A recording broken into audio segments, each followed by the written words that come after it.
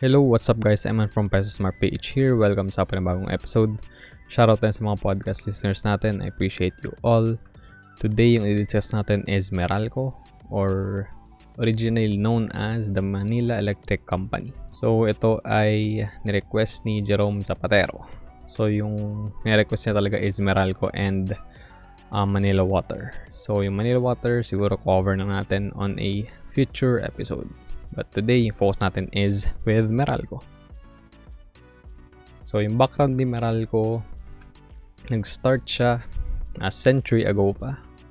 So, 1903 siya na-establish. And Manila Electric Railroad and Light Company siya nung una to provide electric light and power and an electric street railway system to Manila and its suburbs.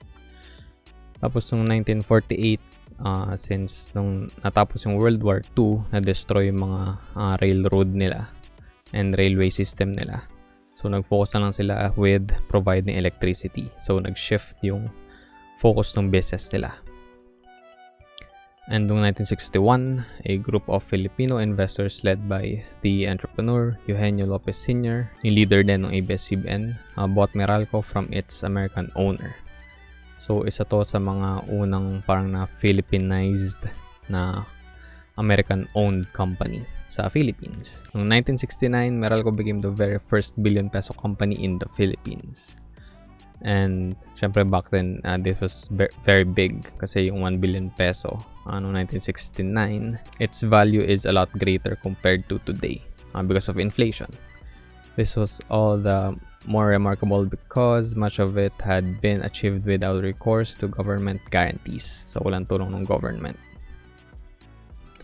Then, 1980, they started and operated the first light rail transit system or yung LRT dito sa Philippines.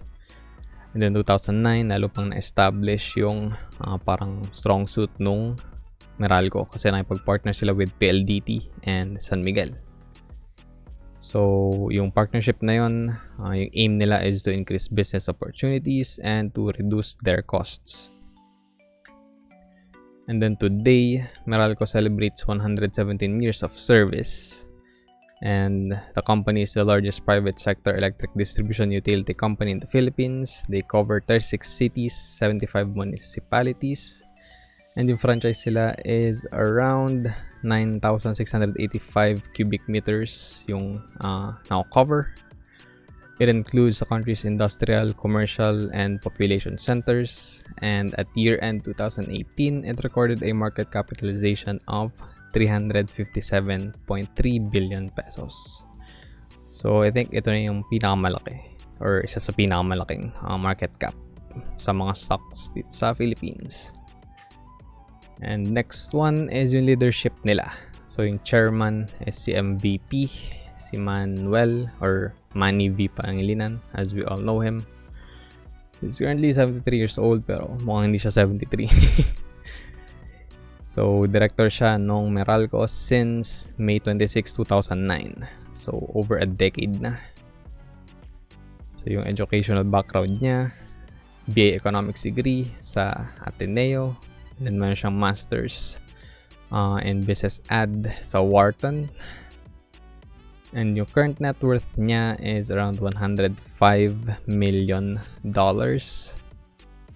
And that, pagka kinonvert yan into Philippine peso, nasa 5.1 billion pesos. So, yeah. In our currency, billionaire siya. And then millionaire if in USD. Then, ito yung mga companies na na board member siya, kung hindi man chairman.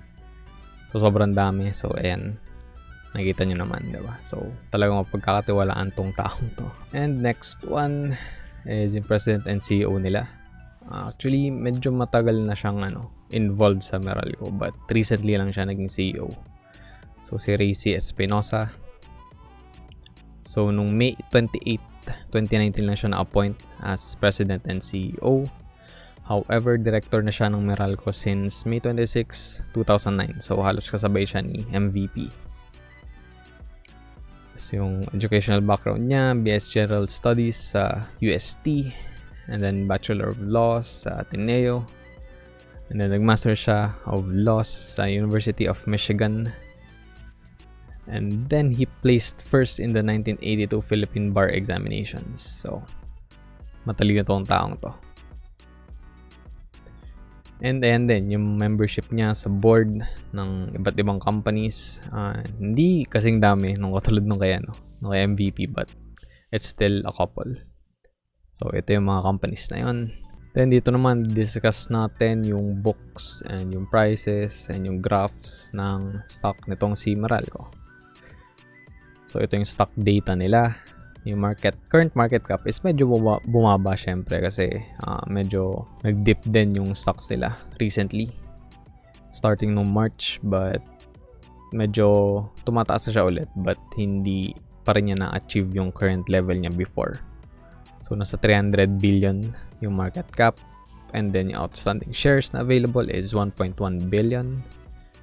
And yung free float level is at 20.27. So, that's healthy. Then, last traded price niya, 266.80. Then, 52-week high. Medyo malayo siya. Nasa 374.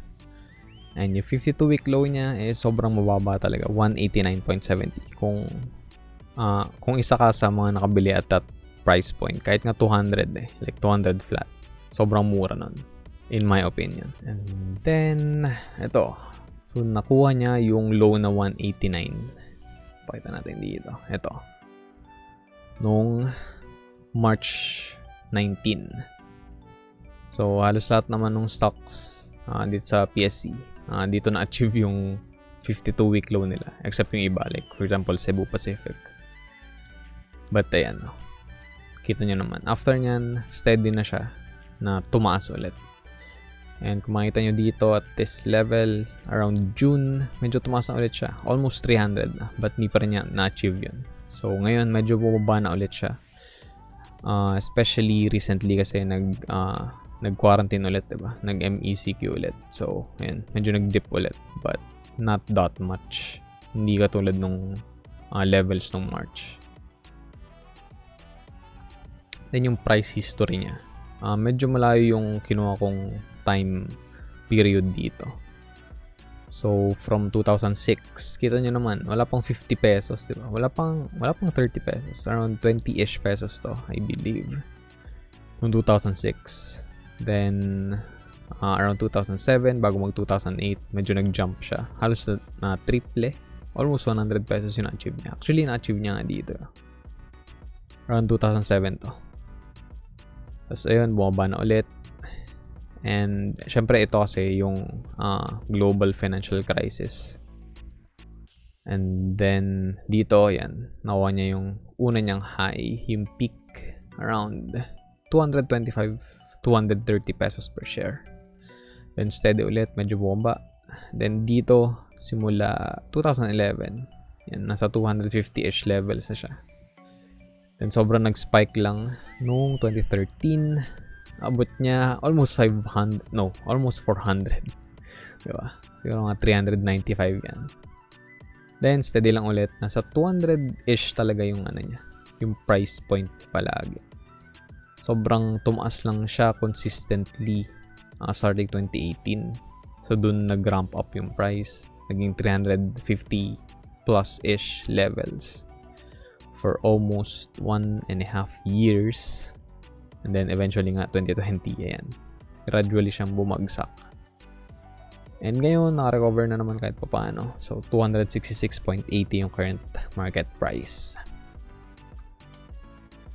And yung dividend info nila is nandito from 2015 to 2019. Consistent silang nagbibigay ng dividends. And maganda yung dividend payout ratio nila every year. So, from 2015 to 2019, so 15.25, 25.08, 18.23, 13.38, and 16.06. And yung dividend yield naman is solid din. Kasi 4.77, yung pinakamababa. Actually, 3.52 pala. And in 2016, medyo mataas kasi maraming binigay na special dividends dito at this year, 9.46% yung dividend yield. And yung payout ratio nila is around 60-ish kalimitan to 78. Yun yung normal eh. Kasi itong 2017 and 2016, sobrang dami talagang binigay na special. So, nag-exceed siya sa 100%. So, itong 2016, 147%. And 2017, 101%. Then, no 2015 din, 90%. So, solid talaga magbigay ng dividends tong si Meralco.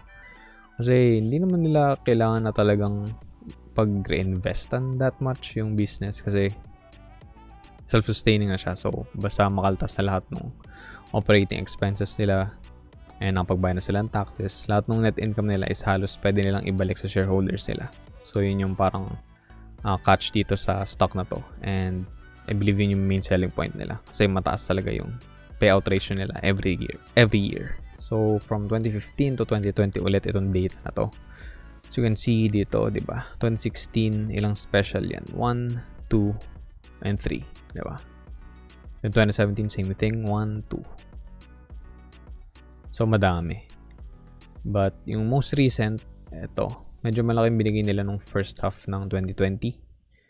Hindi sila talaga apektado ng pandemic kasi lahat naman tayo gumagamit pa rin ng kuryente every single day. And mas nag-ramp up nga yung usage, diba? Kasi yung mga usually nasa labas lang palagi pag nag-work is nagsistay na lang sa bahay kasi nag-work from home sila. So, medyo nag-ramp up din yung usage. So, mas okay pa para sa business nung Meralco. And then, this coming August 17 yung ex-date, magbibigay ulit sila around 4.697 pesos per share. So, okay din yan. Nasa around 2%? Hindi. Nasa 5% kasi yung ano nila. So, around 1 point something percent siguro yung 4.697. And yung dividend yield nila in total, yung tatlo na yan so pagka pinagsama-sama mo yung tatlong yan, yung magiging dividend yield for 2020 is 5.66 and I believe hindi naman sila magbibigay pa ulit ng dividends this year. But if gagawin nila yun, then pabor na pabor sa mga shareholders ng Meralco. And yung 5-year average dividend yield nila is nasa 5.85. So, mataas din yan. So, solid para sa isang blue chip stock. And yung 5-year average dividend payout ratio nila is at 96.4%. So, siguro yung normal level sila is around 80-ish or 70-ish %. Kaya lang to na pull up ng ganito kataas is because of 2016 and 2017, which was 141% nga and 101% yung binigay nila on those 2 years. So, yun. Pag kunyari na even out na and di nila ulit gagawin yun, yung lampas 100% yung payout ratio, I think maging 70-ish, 80-ish % yung payout ratio nila on average, which is pretty good pa rin. And yung price ratios nila, ito, I think hindi mo dapat masyadong pagtuunan ng pansin or like hindi masyadong sobrang pahalagaan. Kasi una, hindi naman ito lang yung basis mo talaga sa pagbili ng stock, di ba? Kasi kung titingnan mo dito, yung PEG ratio is medyo mataas, di ba? 13.18. Well, yung 2019 naman kasi talaga mataas yung ending price ng Meralco. And syempre compared to its earnings growth, hindi na siya masyado nag-grow in earnings kasi parang kumbaga stable na yun yun na siya, nakaset na siya, so cash cow na siya currently so parang hindi na sila nag-i-innovate masyado para lalo pang mag-ramp up yung earnings nila kasi nga okay na diba, sufficient na. So mataas yung PEG ratio niya, dapat yung bibili mong stock is around 1 or less yung PEG ratio para masabi mong underpriced siya. So, noong 2019, yung prices ni Meralco, stock price nila is a bit low. Hindi a bit, talagang overpriced siya. And currently, I think bumaba naman siya. So, medyo bababa din to. But not that much. And hindi niya ma-achieve yung like 1 na PEG ratio. But we'll see sa end nitong 2020. Yung price to earnings ratio noong 2019 is okay naman. 15.34. So, ano rin yan, bababa din yan. Ng konti for 2020. And kasi yun nga, pagka for example gusto mong kumita ng 1 peso per share sa company na to, yung willing yung willing i-buy ng mga tao is around 15.34 pesos per share. So, ayun, ganun lang siya kasimple. And financials naman, yung sisilipin natin on this next image. So, from 2015 to 2019 ulit, consistent. Since nagbibigyan sila ng dividends consistent din yung kita nila. So, every year may net income. And every single year, lumaki siya. So, from 19 billion to 23 billion in 5 years. I think this 2020 medyo magte-take ng hit. I think. Kasi, syempre, may mga iba silang expenses. Lalo na yung mga apektado rin, syempre, nung pandemic. Kasi, di ba sabi ko kanina, hindi naman sila sobrang apektado nung COVID. But, of course, may mga part pa rin sa operations nila na naapektuhan itong pandemic na to. So, ayun, magte-take ng hit yung income nila. But, not that much. But, I think hindi siya ma-achieve itong 23 billion na to. For this year, around I think mga 19 to 20-ish billion yung makukuha nila, but that's still good. Kumikita pa rin sila. And yung short-term borrowings sila and long-term borrowings is not that big, which is good. Kaya sobrang attractive din itong stock na to. So wala silang masyadong utang and wala silang foreign liabilities. So that's a plus din. And kita nyo naman dito, yung sales sila nasa 318.32 billion pesos. Then cost of sales 241 billion. And total revenues is around 322 billion pesos then. And yun, may operating expenses at 37 billion pesos. And all in all, yung mahalaga naman dito talaga is yung net income, which was 23.29 billion pesos. And ayan, yung quarterly earnings sila. So pangita na naman dito eh. So, wala pa sila nung most recent data for the second quarter of 2020. So, first quarter lang to. Net income is at 2.6 billion pesos. So, simple math lang. Kapag times 4 mo yan, around nasa 10 or 11, di ba? 10 to 12 billion pesos lang yung kikitain nila for this year. But, we still don't know kung ano yung magiging final number. Kasi baka mag-ramp up pa ulit yung income nila for the second half of 2020. So, we'll see. And yun lang naman talaga mahalaga eh. Basta kumikita yung company, di ba? Meron silang ibibigay sa inyo na dividends. Kasi pagka hindi kumikita yung company and nagbigay pa silang dividends, may mali doon, di ba?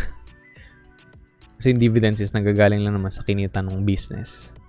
And kapag consistent silang kumikita, di consistent din sila makapagbigay sa inyo ng dividends. Tapos ito yung current holdings ko with Meralco. Kakabili ko lang nito recently lang.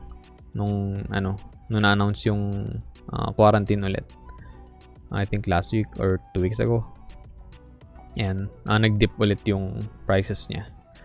So, around 257 pesos per share ko siya nabili. 50 shares din nabili ko kasi medyo mahal nga siya. Nasa 257 pesos per share siya. So, ayun, yun lang kinaya at that time. But, kapag bumaba ulit siya and meron akong pambili, then bibili ulit ako. Kasi, I think hindi naman hindi magda-die down yung demand for electricity, di ba? And parang na rin nila parang na-monopolize na rin nila itong distribution na to, lalo na sa part ng Luzon, di ba? So medyo mahirap, parang talunin itong business model ng Meralco. And yung last traded price nga niya is 266.80. So meron tayong profit, unrealized profit at around 2.58%. So, nasa 332 pesos din yan. So, yun. Currently, at its price, kahit yung 266.80, bibili pa rin ako. Kasi, sobrang konti lang naman yung difference. Kasi, special case lang yung nag-dip siya nung na-announce yung quarantine. But, naging normal level na ulit siya after a week or so. So, basta i-compute nyo lang kung comfortable kayo dun sa dividend yield na makukuha nyo. Potentially nyo makukuha kasi, syempre, nagko-fluctuate pa rin yun eh. So, hindi guaranteed yung 5% nyo every year. But, since nasa 5-ish% nga yung average 5-year dividend yield nila, okay pa din, diba? Kumbaga, parang confident ka na kaya nila ibigay yun every single year. But kahit medyo bumaba siya at 4 or 3%, I think sulit pa rin tong stock na to. We're heading towards the end of this episode. Silipin natin yung sources for this video. So, yung first one is yung Meralco website nila. So, yung checkout, nasa baba lang yung mga links nila.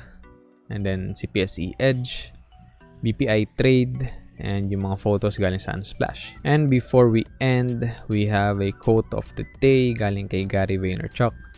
Sabi niya, if you can't fucking own your shortcomings, you can't own your strengths. Alright, we're gonna end the episode here, guys. Thank you very much for watching, and sana may natutunan kayo. And if umabot kayo at the end of this episode, thank you very much. I appreciate you. Don't forget to give this video a thumbs up and share nyo na rin if natipan nyo yung content ko.